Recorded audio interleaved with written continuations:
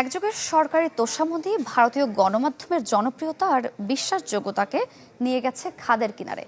চলমান জেনজি বিক্ষোভে অধিকাংশ গণমাধ্যমের সংবাদকর্মীদের কটাক্ষ করছেন আন্দোলনকারীরা। তারা বলছে, এক দশক ধরে জনগণের অধিকারের কথা এড়িয়ে গেছে সংবাদ মাধ্যমগুলো। অতীতের অন্য যে কোনো বিক্ষোভের চেয়ে স্পষ্টত আলাদা ভারতের চলমান ছাত্র আন্দোলন, যেখানে বিক্ষোভের পরতে পরতে উঠে আসছে রাষ্ট্রের নানা অনিয়মের চিত্র। নগদ নিয়ে এলো হার না মানা হার অফার। সর্বনিম্ন 10,000 টাকা রেমিটেন্স নগদে পাঠালে থাকছে স্বর্ণের হার জেতার সুযোগ। এক যুগ ধরে মোদী সরকারকে খুশি করতে গণমাধ্যমের চাটুকারিতার বিরুদ্ধে ফুঁসে উঠতে দেখা গেছে তরুণ প্রজন্মকে। সরাসরি সম্প্রচার চলাকালে কটাক্ষ করতে দেখা যাচ্ছে সংবাদকর্মীদের, সরিয়ে দেয়া হচ্ছে বিক্ষোভস্থল থেকে।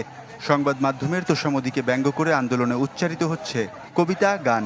ক্ষমতাসীন রাজনীতিবিদদের সঙ্গে অনেক সাংবাদিকের ঘনিষ্ঠ সম্পর্ক নিয়ে করা হচ্ছে রসিকতা, তৈরি হচ্ছে ব্যানার, প্লেকার্ড।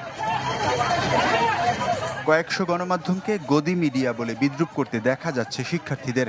লেজ গুটিয়ে থাকা পোষা মিডিয়া বোঝাতেই জেনজিদের গদি শব্দের ব্যবহার। 2012 সালের জানুয়ারি থেকে 2024 সালের ফেব্রুয়ারি পর্যন্ত ভারত জুড়ে 805 বার ইন্টারনেট বন্ধ করে মোদী সরকার। বিশ্বে সবচেয়ে বেশি ইন্টারনেট বন্ধের রেকর্ড গড়লেও সংবাদ মাধ্যমগুলো বিষয়টি এড়িয়ে যাওয়ায় ক্ষুব্ধ তরুণরা। বিক্ষোভকারীদের অভিযোগ, গেল এক দশকে জনগণের মূল সমস্যার কথা এড়িয়ে গেছে গণমাধ্যমগুলো। দেশে চাকরি সংকট নেই দাবি করে প্রচার করা হয়েছে সংবাদ। করোনার সময় সরকারকে খুশি করতে এড়িয়ে যাওয়া হয়েছে শিক্ষা খাতের সংকট। তবে বিক্ষোভকারীরা বলছেন, প্রায় 2 বছর বন্ধ ছিল ভারতের বেশিরভাগ স্কুল। অধিকাংশ শিশুই ছিল অনলাইন শিক্ষার বাইরে। এমন অবস্থায় ভারতের ভবিষ্যৎ সংবাদ মাধ্যমের বিশ্বাসযোগ্যতা টিকে থাকা নিয়ে তৈরি হয়েছে শঙ্কা। তথ্য সংগ্রহ, বিশ্লেষণ আর আলোচনার জন্য ইনস্টাগ্রাম, টুইটারের মতো সামাজিক মাধ্যমে ঝুঁকছেন অনেকে।